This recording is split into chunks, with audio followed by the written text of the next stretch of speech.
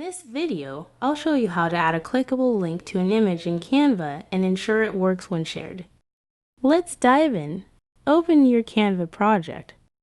Select the image you want to link, click the three dots in the toolbar, and choose Link. Enter the URL you want to attach, like a Canva link.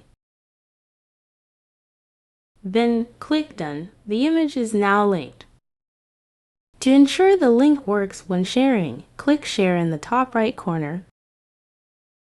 For websites, use the Embed option. If downloading, select PDF standard. JPEG or PNG files won't retain clickable links. After downloading, open the PDF. Click the link image to test it. It should redirect to your URL.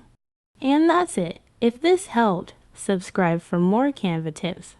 Thanks for watching.